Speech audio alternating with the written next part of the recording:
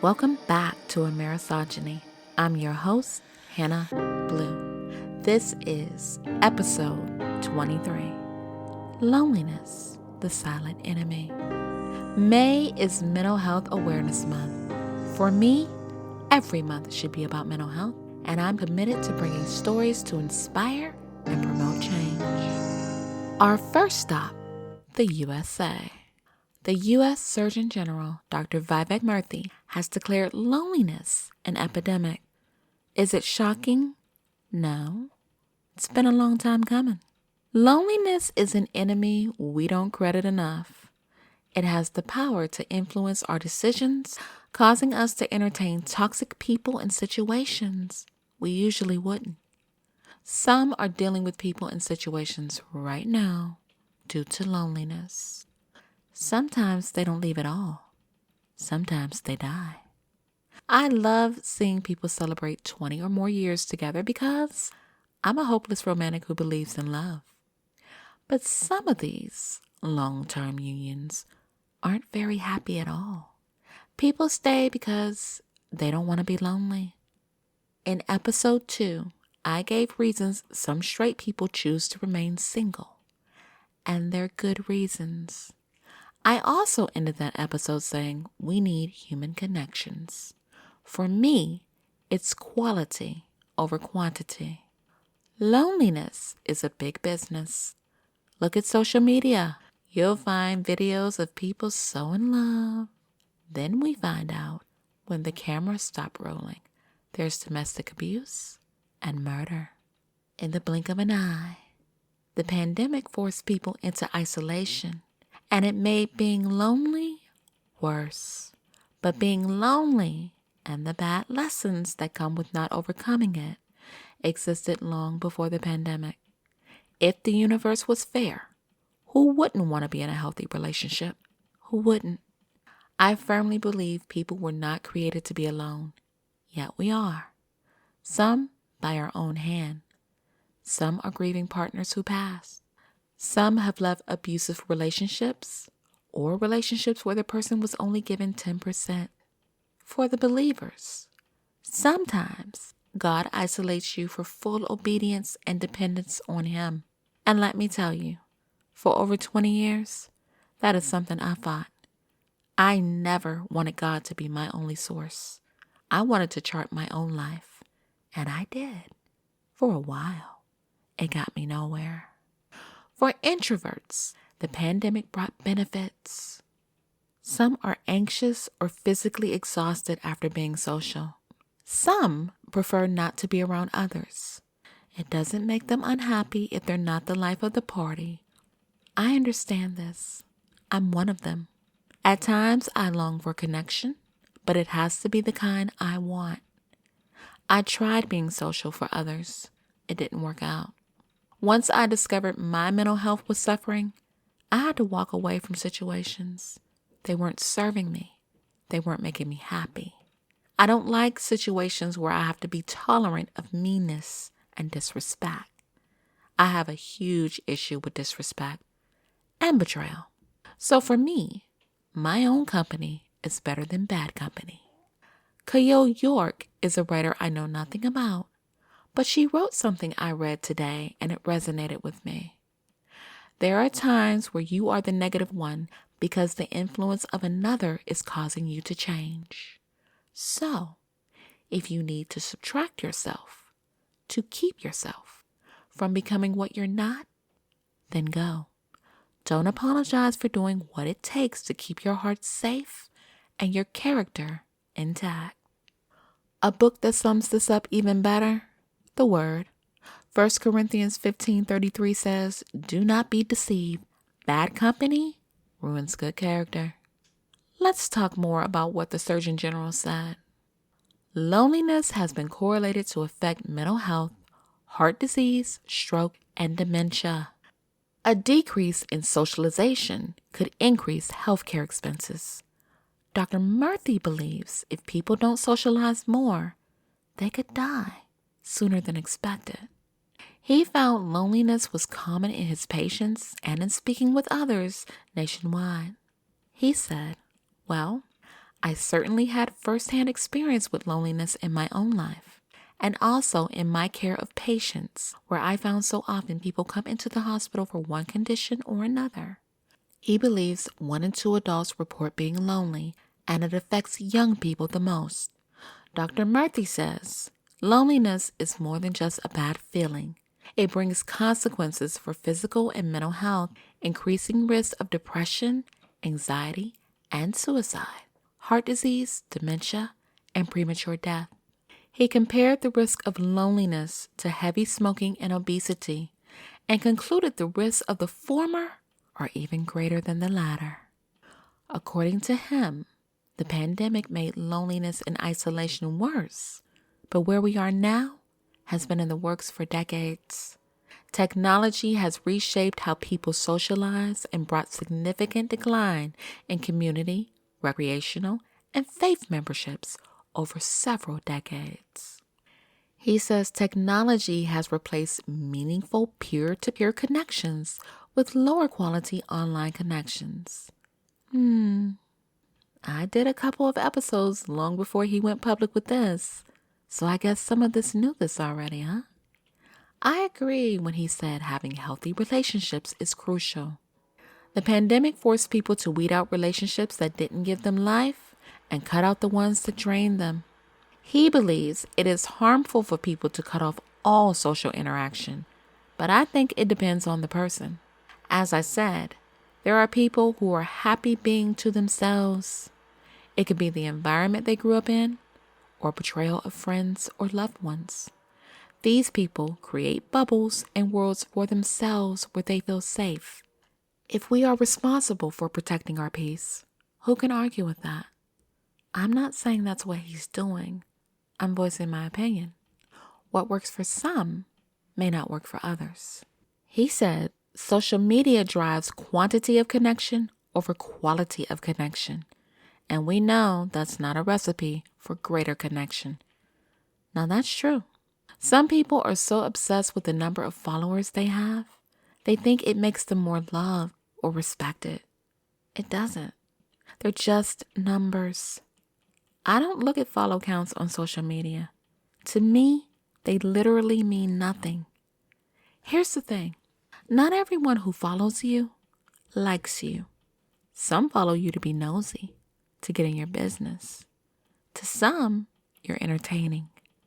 And some use your knowledge, kindness, or expertise to get through the day while they offer you nothing in return. Some people are genuine. Some are two-faced. If you have discernment, the ability to see through the facade people create, then you see them coming. Me, I don't fake the funk, as I call it. If I feel someone really doesn't care for me, and I don't like them either, my responses are the same, online or off. I'll be respectful, but I'm not going to give the same energy as I would to someone I like. In addition, I'm aware I'm able to pull back any energy I've given once I find out someone is faker than the wigs I wear on my head. Once you discover someone isn't who they appear to be, you don't have to entertain them. I view my time as money. It's precious, expensive. Not everyone can afford you. If someone doesn't have a minimum deposit to interact with you with kindness, compassion, and truth, why give them a loan? Never make yourself available to people with bankrupt minds. Mentally, they have no collateral, not even common decency. Dr. Murthy says, baby steps are the key to quality social connections.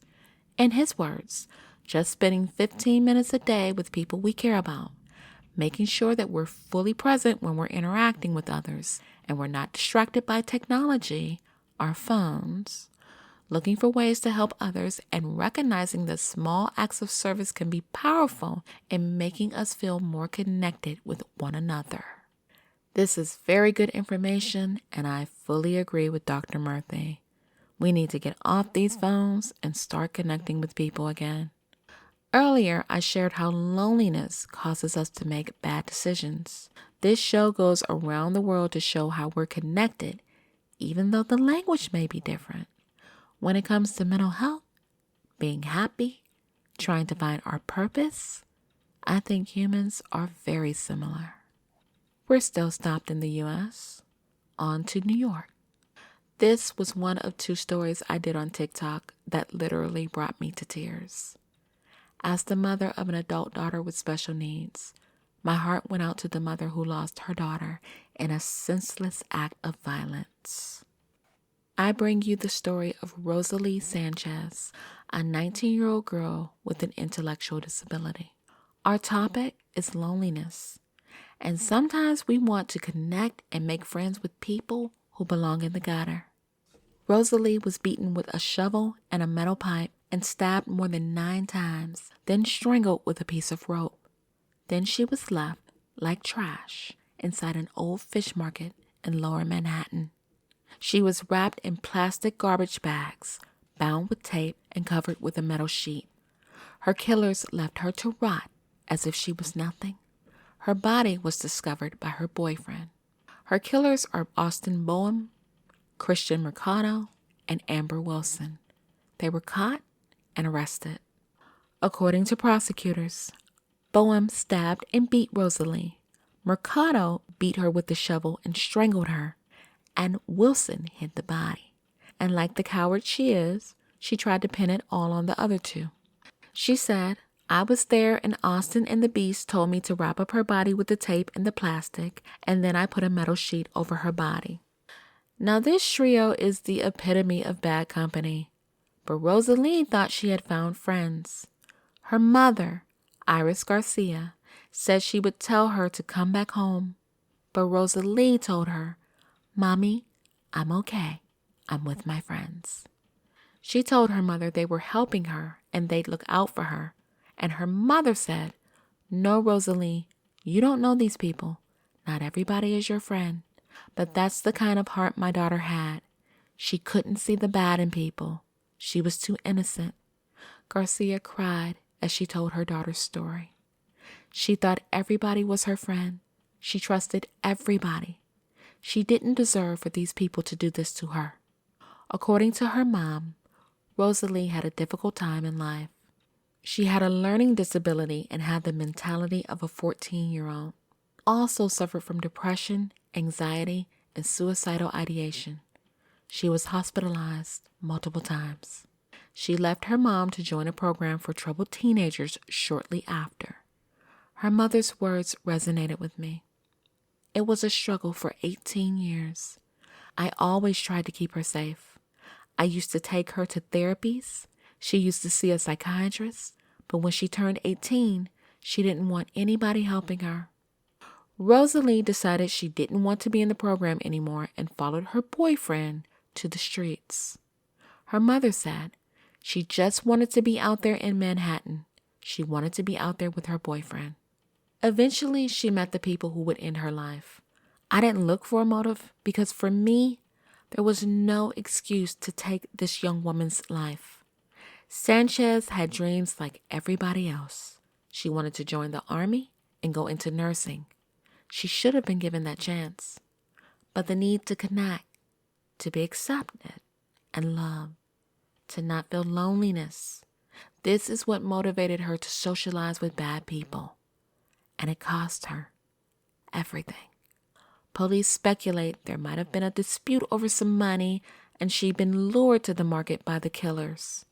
Cops brushed it off as the day-to-day dealings of drug addicts, but her mother stood firm about her daughter's reputation. Rightfully so. She said her daughter wasn't a crackhead. She didn't have a drug problem. She was just an impressionable, developmentally disabled girl with a heart of gold, desperate for a slice of freedom and independence. Miss Garcia said, "I last spoke to her on the 26th or 27th of February. I said, 'Rosalie, you can't continue to be out there on the streets of New York. New York is not safe. You need to do something. Let us help you.' She said, 'I don't need nobody helping me. Mommy, you worry too much. I'm okay. I know how to take care of myself.' Then I called a day later, and she never responded." I don't think anyone can say with a straight face that this girl deserved what she got. She didn't. We have to get out of thinking we all think alike. We don't. This girl wanted social connections. Were they people I would have hung out with? Hell no. But some people need social connections and look past what I don't. In this case, for Rosalie, the connection with these monsters was poor quality and deadly. Our next stop, India. This story shocked the world.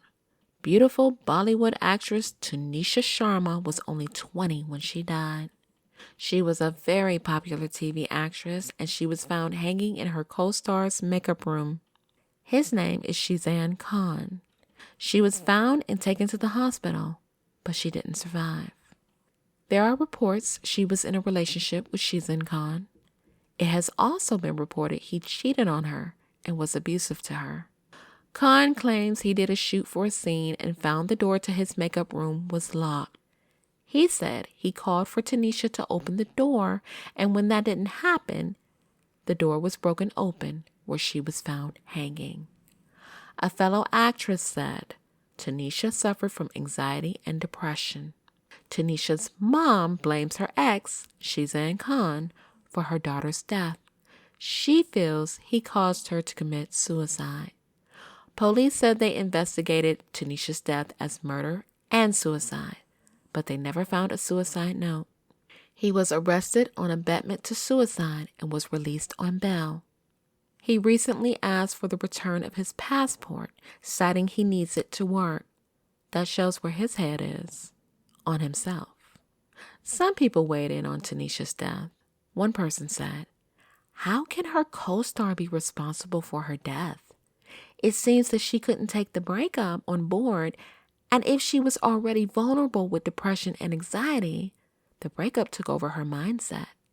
If she really loves Shizan Khan, that's enough to take her over the edge.